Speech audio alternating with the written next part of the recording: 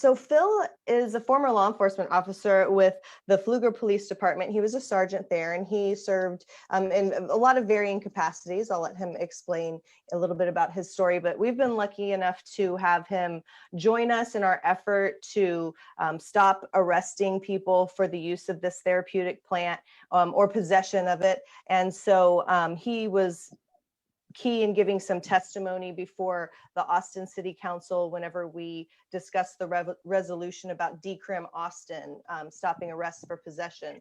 So any further ado, I'm going to go ahead and spotlight Phil so he can talk a little bit about law enforcement officers and decriminalization. Thank you, Jax. I'm really excited to be here. I know this is a little abnormal way of doing this. It's kind of weird sitting here talking to my phone instead of speaking in person, but it's a great opportunity. I think what you're doing here is awesome, and I'm really glad to participate. A little bit about my story. I worked for 13 years in Texas law enforcement. I started in 2006 with the Travis County Sheriff's Office. I worked as a jailer there. Working in the jail in Del Valle for about a year and a half. During that time, I put myself through an academy and ended up going over to Pflugerville Police Department when I got my peace officer's license. Plane's about to fly over here, so I'll enjoy the noise. I decided to come outside. So after I started with Pflugerville, I served with Pflugerville from 2008 to 2019. I actually just celebrated my first anniversary of not being a police officer here on April 1st. So that was my official resignation, was April 1st of 2019. So I left because of some medical issues. I was dealing with a lot of chronic stress, some trauma issues, and those things I was self-medicating, as a lot of police officers and first responders' only option is with alcohol. And so part of my issue was I was drinking myself to death. That combined with the chronic stress and my other issues, and unfortunately my family was taking the worst of it. I finally came to the realization after a close call with suicidal ideations in January of 2019, and that's when I went out on medical leave. Through that time, I made the decision to leave law enforcement and start my own business as a contractor, which has been going good. But over the period of time in the last about a year, I discovered how beneficial cannabis can be. And that goes for issues of stress, anxiety, depression, and PTSD issues. I felt like the number of people that I arrested during my law enforcement career for marijuana was a pretty large number. So I feel an obligation to be here. I feel an obligation to reach out. I'm not one of those people that's going to take advantage of the medicine, but not spread the gospel. And I am obligated to do that. So I got involved with NORML. I went to my first NORML meeting. I believe it was May of 2019. I went to the Flamingo Cantina, walked in. The first person I talked to was David Bass, and he was super welcoming. He took me around and introduced me to everybody. And since then, I've been getting more involved in the cannabis movement. So I'm super excited to work with all the people with Texas NORML. It's a really talented group of individuals. Talking about legalization and potential for legalization moving into the future here in Texas, one of our biggest obstacles I've seen is well, number one, the lieutenant governor, but that points to the issue of, I hear a lot of people from out of state, people from California and other states where they can have ballot measures to change their laws, ask, well, why don't you guys just vote for it? Why don't you, put it up for vote and have the citizens decide? And I'm confident that if that was the case, if we were able to do that, that marijuana would be legal in Texas today. We would certainly have a robust, inclusive medical program, which we do not have. A lot of times that surprises people from out of state as well. Like, you don't have medical marijuana? And you have to explain, well, it's kind of complicated and almost nobody is able to get it. Nobody apply or is able to meet the rigid criteria that they put on it. So we basically have to use our representatives in the Texas House and Senate to change the laws in Texas. And so with mostly the lieutenant governor being opposed to anything that has to do with marijuana. So that's one of the big obstacles, but we aren't able to do ballot resolutions. And actually in Texas, there hasn't been a whole lot to change the law.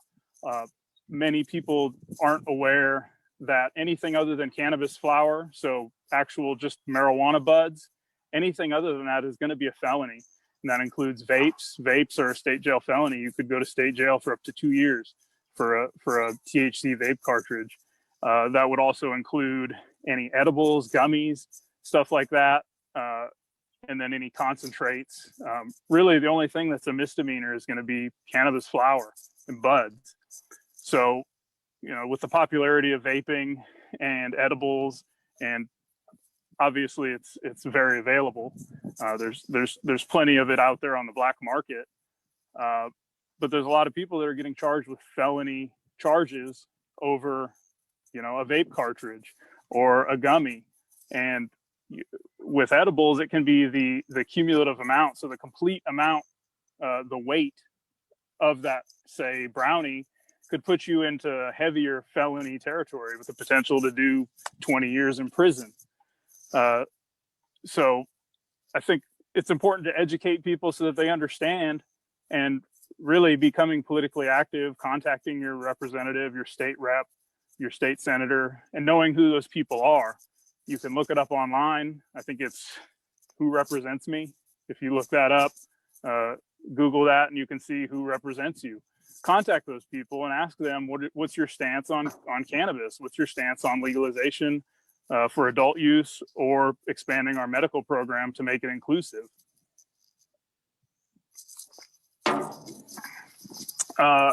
With the recent, all the hemp laws and everything changing, that kind of caught a lot of people by surprise, because now police officers on the street can't tell the difference between hemp and marijuana, and hemp is a completely legal agricultural product. And so without a lab test, which are expensive and has to be shipped off to a lab to actually test and get the accuracy of THC testing within 0.1%. So that's kind of changed how things have gone. Obviously with the Austin resolution, which I went and testified before the Austin City Council and just kind of told my story. There's been some misinformation about that. I know when that first passed, saw some stuff online where people saying Texas legalized marijuana or Austin legalized marijuana, which you can't do. Basically, they're not using any city funds on prosecuting or on testing, other than on, you know, major trafficking cases. How they consider that, or what their criteria is on trafficking cases, I'm not really sure. But I mean, my idea, that would be like cartel activity, some kind of major organized crime activity, not just smaller, smaller amounts of marijuana.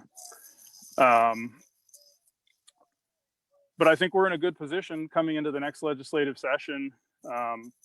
With everything going on with the economy right now, I think cannabis is a great way to boost the economy. Texas is probably the biggest market or potential market in the country. And right now, all that money's going into the black market. It's not being taxed. The taxpayers aren't benefiting from additional tax revenue. And I think Texas is really missing out on a huge boost to the economy. It would put a lot of people to work, and it would, grow a lot of businesses, provided it's done right, that some massive corporations don't come sweeping in and just steal the whole market. Some people might ask what they can do. As I said before, becoming politically active. Make sure you get out there and vote. Know if what the people that you're voting for think about cannabis, and usually it'll be on their political platform. You can look on their website. Typically, if they're going to be pro-cannabis in any way, they'll make sure to put it on their website. And I mean, we've seen a lot of, there's a lot of support for cannabis legalization in Texas. It's really just, you know, the legislature, which is the obstacle, and ultimately the lieutenant governor. But I would say just normalizing your talking about cannabis. If you are a person that benefits medically from cannabis, talking to your family about it, talking to your friends about it. I understand some people, it puts them in a risky situation with work, depending what your job is.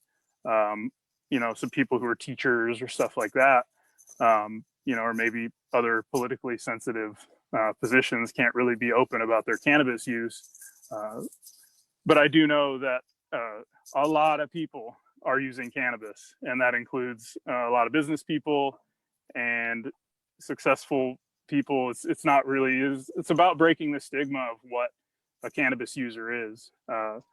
One of the things that you had kind of mentioned, to just interject real quick, was you know, that it's kind of the law enforcement executive associations that we're kind of having the issue with coming up against at the legislature, you know. So would there be a tip or two that you could provide to people who want to engage with their own chief of police or their own county sheriff to try to get them to push the association to be more supportive? One of the obstacles with that is asset forfeiture is a big business. And so in felony cases in Texas, any assets that you own may be seized if you have a felony case, including a felony drug case. That means they can take your car, they can take your house, they can take all kinds of stuff. And the district attorney's office and the city and, you know, whatever agencies might be involved in that case, they all split the money up. And so they like their cash cow. They like to be able to bolster mismanaged budgets, or even if they're not mismanaged, if they don't have a very big budget, they like to use that drug seizure fund to get, you know, what I call toys. But a lot of times it is necessary equipment. But those are issues that need to be brought up with the city councils and elsewhere. Certainly drug seizure funds shouldn't be a part of the budget that they expect. Yeah, that's important. Important that we engage on levels. So thank you for bringing up civil asset forfeiture, which we hadn't talked about yet, but there has been some legislation about over the last few sessions. There's also been some legislation about concentrates, which you mentioned being felonies. So, you know, some people say it takes about 3 cycles through the legislature for a bill to get passed. So hopefully we're getting closer and closer to getting those concentrate laws changed and getting, you know, as Representative Moody spoke about earlier, a retail market in place so that we don't have a robust, you know, illicit market. Yeah, and I think one of the best things we could do is supporting small businesses, supporting small growers, small retailers. That would, I think, be the best thing for the overall Texas economy, where unfortunately in other states, you've seen these big, massive corporations just kind of come in and take over. You know, and that's my opinion, but I would rather support a small business, a mom and pop, you know, grower, somebody who's involved in the local community, supports the local community. But we all know the market's definitely there, and the market is huge. Yeah, absolutely. Well, thank you so much for joining us. We really enjoyed having you. It's probably not totally common to have a former law enforcement officer on a 420 Stream-A-Thon, but we like to make friends outside of the usual, and we're really appreciative to have you with us and talking about these important topics. So thank you so much, Phil. Yeah, I'm glad to be here. And if anybody wants to reach out, I'm on, I don't have Facebook or anything, but I do have Instagram. My Instagram is Rock of Ages Leather. I used to do more leather work, but it's Rock of Ages Leather. They can reach out, shoot me a message over there if anyone wants to chat some more. Awesome. Well, thank you so much. Thanks, I really Jack. appreciate it.